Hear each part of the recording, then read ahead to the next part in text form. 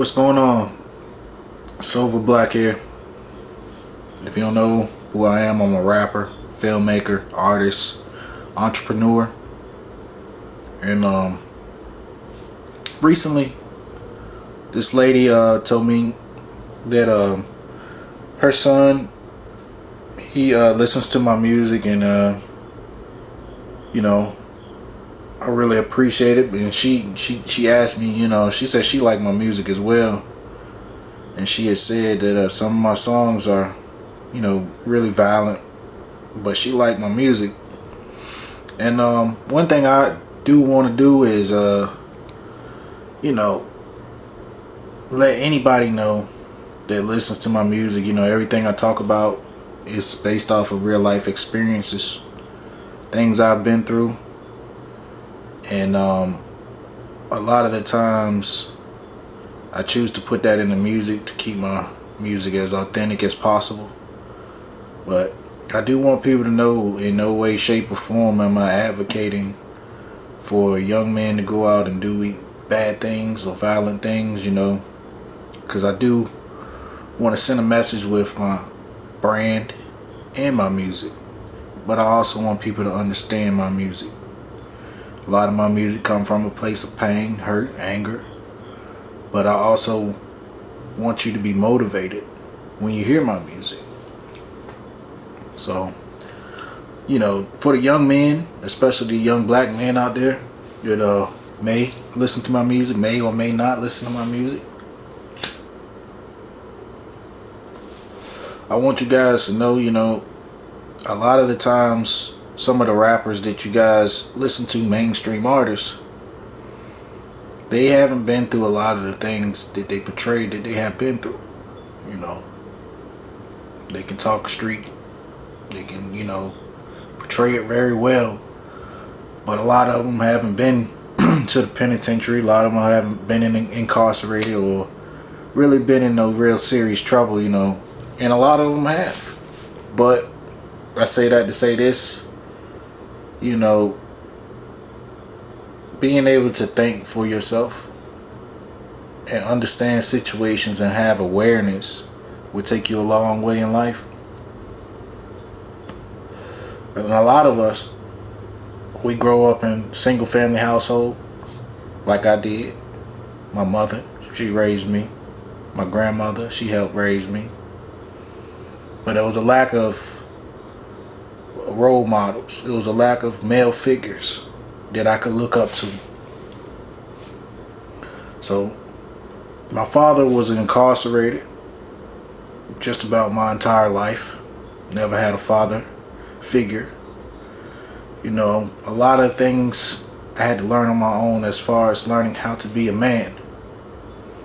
And one thing I do advocate for, especially for black men and men in general, honestly, is to be there for your kids, your children, your sons, your daughters. It's a big role, and it comes with a lot of responsibility. But down the road, when that child is older and they have been able to experience a good upbringing, a good life, you can save them from some of those experiences: going to jail, selling drugs, being incarcerated, getting shot, shooting at people, violence. Because one thing about it, I don't regret anything, but at the same time, I know what I know now. I wouldn't have made a lot of the mistakes that I made. And I know that the current climate of music is violence, sex, and it's just playing over and over on the radio, and kids, they listen to it and they think that that's it. But what I try to do with my music is give you reality, and I try to give you other avenues other than doing the same thing that I did, my father did, and others just like us did. Being incarcerated, it take away from your family. It take away from the potential of your child, what they could be if they never get that role model that they need, you know. So I did want to tell y'all guys a story about when I was incarcerated, and hopefully it'll wake some of the young guys up that are into the streets, into rap music, into trapping, into doing all this hot shit. So I got locked up. It was probably about maybe 10 years ago.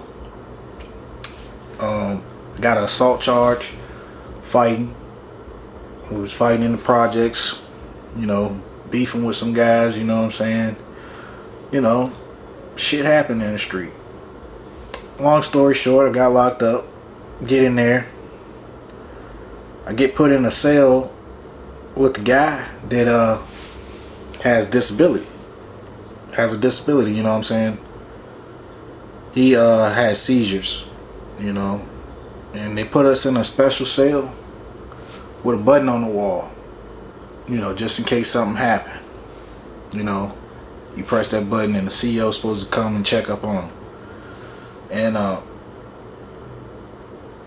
it was one night, they were short-staffed, and the guy, he started having seizures.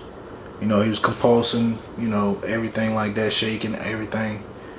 You know, I wake up, I hear him going through it, you know what I'm saying? So, mind you, I didn't know the guy like that. I had only probably been in there maybe a week or two.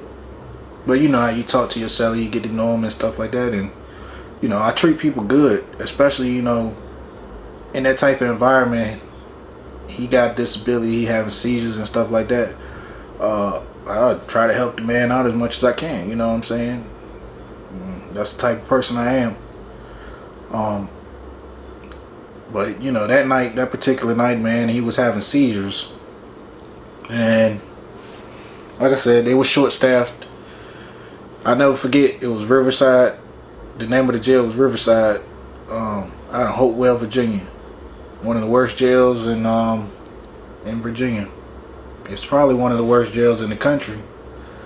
I mean, I'm talking about, they feed you terrible food. I mean, you don't get terrible food anywhere in any jail, but you know, they didn't care about this. The inmates, they had inmates sleeping on the floor on concrete. The jail was overpopulated. They were understaffed.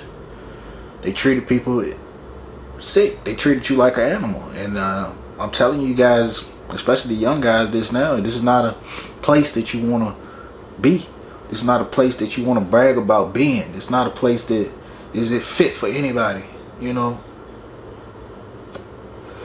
And you know, honestly, you in there, say you in jail, you got a year or two to do, but you still in there with murderers, cause a lot of guys that have done serious crimes, they're waiting for the Department of Corrections to come pick them up from jail to take them to prison, and sometimes they take a long time, you know, like take a while for them to actually go up the road to the prison. So they sitting in jail with the same, you know, the people that ain't done real serious crimes, they sitting in there with those type people. So, alright, boom. The guy having a seizure, I'm pressing the button on the wall, you know, and I'm doing this for about 30 minutes, man. Nobody never came. No CO came. Whoever the CO was supposed to be working that block that night never showed up to work. So we were on lockdown, you know what I'm saying, until somebody, you know, can come. But nobody never came. So I'm telling you guys, this guy died right in the cell next to me. It was hurtful. It was traumatizing. It was a bad situation, you know. So I'm in the cell, man, trying to comfort the dude, you know what I'm saying. Nothing. It's nothing I can do, you know what I'm saying. I never felt that vulnerable in my life, or just no power in my life, you know. So the guy died in my arms, guys. You know what I'm saying? He died. He was a young guy, probably around 22, 23 years old.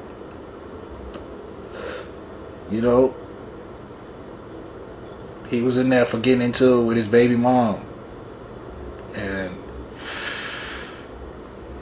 He didn't know that that was gonna happen, you know what I mean? But that just goes to show you life is short. So value life, value your time, value your family, value your friends, value the people that value you. Love life, you know? And think for yourself, because you don't want to go and be in a situation like that and there's people dying around you. A lot of the rappers talk street stuff and talk gangster, you know, but a lot of times they ain't never experienced death around them. They ain't, a lot of times, you know, they ain't really been in the streets. I'm not saying all of them, I'm saying some of them. So watch who you follow, you know.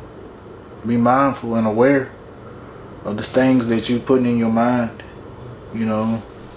Be mindful of how you can benefit the world and what you offer to the world, and find your purpose and live in it.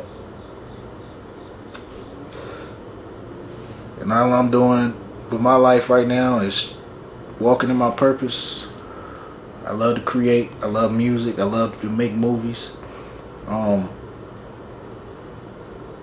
feel like I'm doing what I was meant to do. You know, Tupac once said, I might not be the one to change the world, but I guarantee I'll spark the mind that will change the world. And I'm hopefully thinking that I can be that guy to spark that mind that will change the world. I might not change the world, but you can. Live up to your full potential, you know. If I could give any words of encouragement to anybody, my slogan is, I will what I want. Your willpower will manifest the things that you want. I feel like, you know, a lot of us are not in touch with our spiritual side anymore. This world is so fast paced. You only get 24 hours in a day. You go to a job, you work 12-hour shift. If you got kids, you come home, you got to spend time with the kids, help them with their homework. You got to eat, you know, that's another 2-3 hours. You know, you want some time to yourself, you want to relax, that might be another 2-3 hours. What I'm saying is, always make time for your dreams, always make time for your goals, because these days is short and they go by fast. These years go by fast, you know. So me being an artist, I wanted to make this video to let people know that it's more to me than just rap. It's more to me than just talking about street stuff. It's more to me than just being somebody in the entertainment industry. You know, everybody got a story. You know, I'm still writing mine, and I hope I can help somebody along the way. You know, but I did want to make this video so anybody that's following me, you know, knows that anything I do is with good intent. You know, I want to put my life out there so people can see that you can be whatever you want to be in this world. Don't let mistakes define you. Don't let anything that you've done in the past dictate your future. Don't let people trash your dreams. Don't let people walk over top of you. Stand your ground. I mean, at the end of the day, we only got one life to live, and nobody can live it for us. Find your purpose. Sova Black.